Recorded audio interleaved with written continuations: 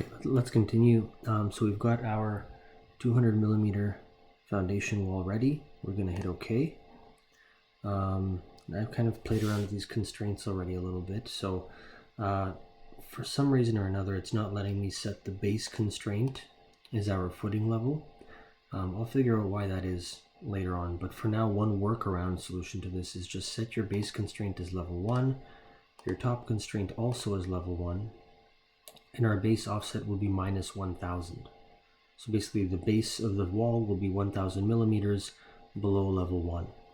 And so now we've got our lines ready. We're going to start clicking.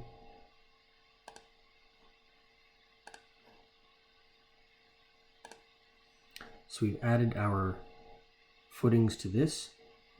And that's it. Let's see what else the instructions say. Select all columns and modify their base offset to minus 1000. So we're going to go back to here. Let's go back to the 3D view. And so now what we're going to do, I'm going to hit escape to escape from the wall construction that we're still in. So here's our wall. There's a few little quirks with it. As you can see, it's still the center of the wall. So, okay, let me explain what happened here. Footing. This is a small mistake, and we'll fix this. I'll fix this as we go in another video. But when we were adding the wall of the foundation, the location line, wall center line, when I picked this line, which is the interior of the first floor wall, it basically lines up the center line of the foundation wall with that line.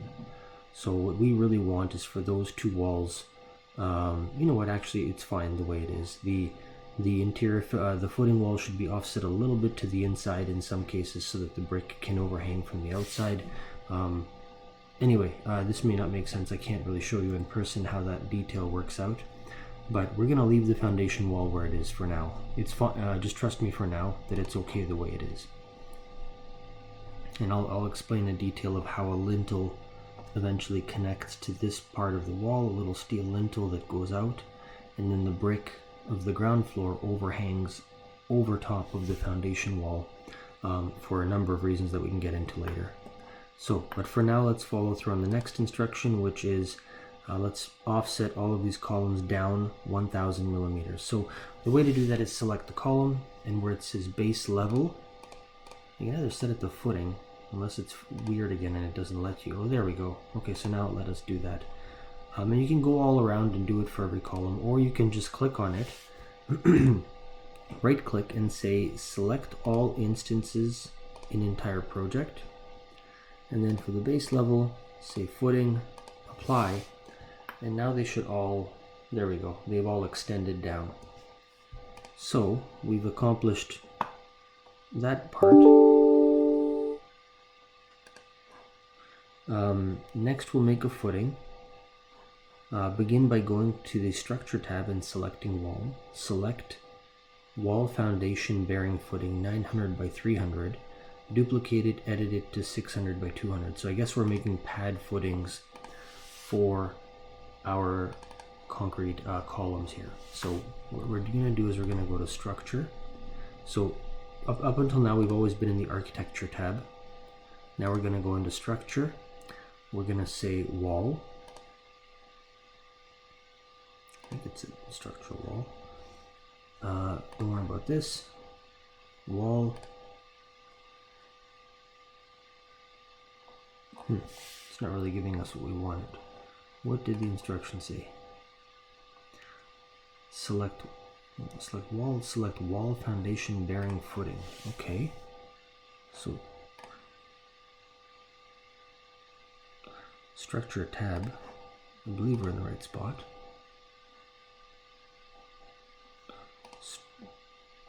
Structure.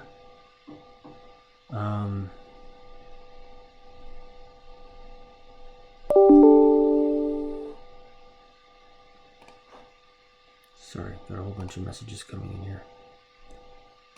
Let's try this one again. I don't think this is the right instruction actually, but let's see what it says. Okay, I don't like this, so let's go back to structure. And now I'm going to try doing this. Here we go. Okay, so ignore the instruction in the PDF.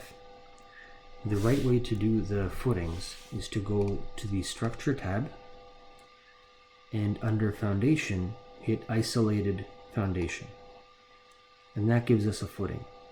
So here we're going to pick, I guess, the smaller of the two. We're going to say Edit Type, Duplicate. And so what size is it calling for? I think 600 by 600 by 200. Okay, so let's go back here. So we're going to make one that's 600 by 600, so it's basically going to be a square by 200 millimeters deep. Okay. And now we have to change that in here as well. So foundation thickness is going to be 200. These will be 600. The first time where I changed the numbers, that was just the name of this element that we're creating. See, that was this name. Here we have to change the numbers to actually make it the right size. So now that that's done, I'm going to hit OK. I've got my footing, and so now let's see, I'm going to try to pop it in. None of the created elements are visible. Okay, so we're in the wrong floor plan for that. So let's go to the footing floor plan. Let's see if we can do it here. Alright, what's going on? Let's try it in 3D.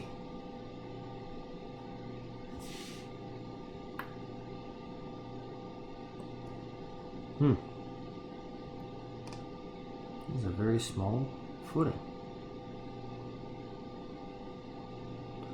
How big are our columns?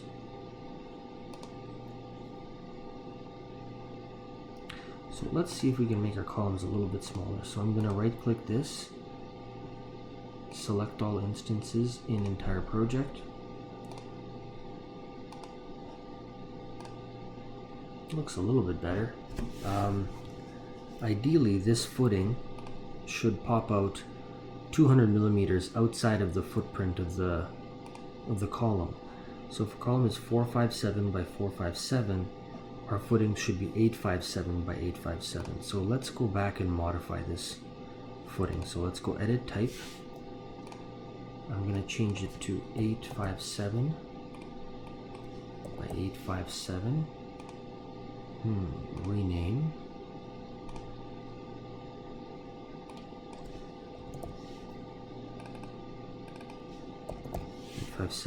Okay. Hit OK, hit apply, hit OK. That looks a bit better. So now I'm going to go back to footing and my footing plan.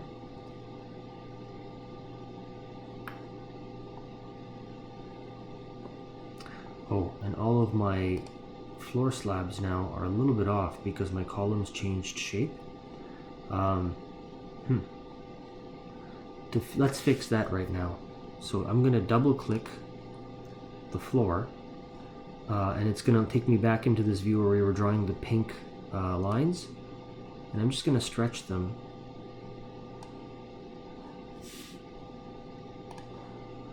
Okay, so at this point it looks like Revit decided to stop being clever. So when I want to move a line, it no longer seems to want to stretch the other lines. That's fine. Unjoin element along with it. So I'm going to have to do it manually for some reason. I'm going to move this guy in a bit. You know what? That's not the most accurate way of doing it, so I'm going to use the move button. It worked pretty well there. Let's try moving this again.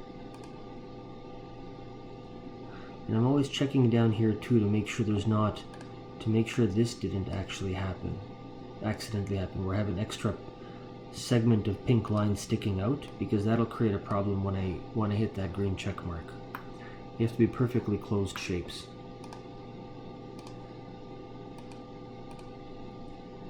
Okay, that one is nice and snug now.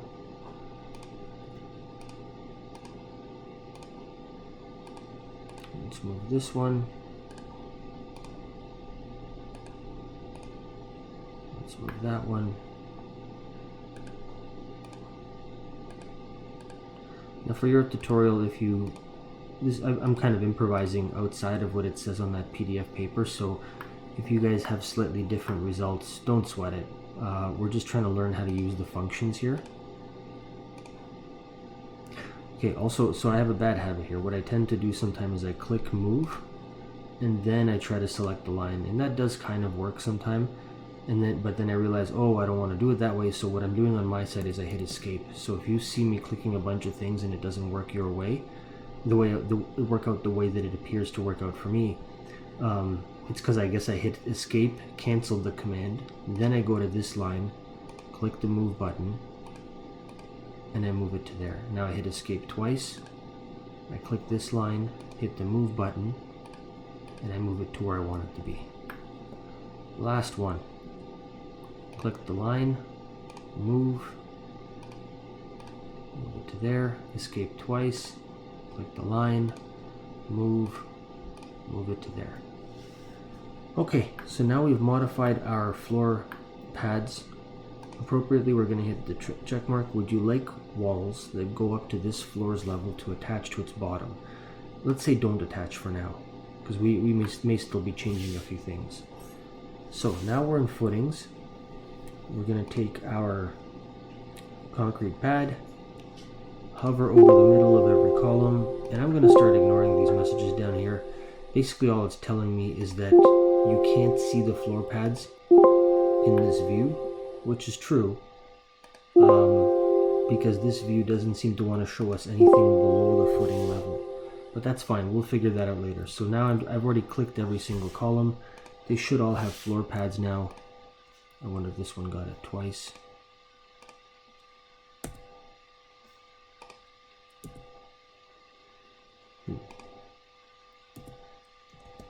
Don't know.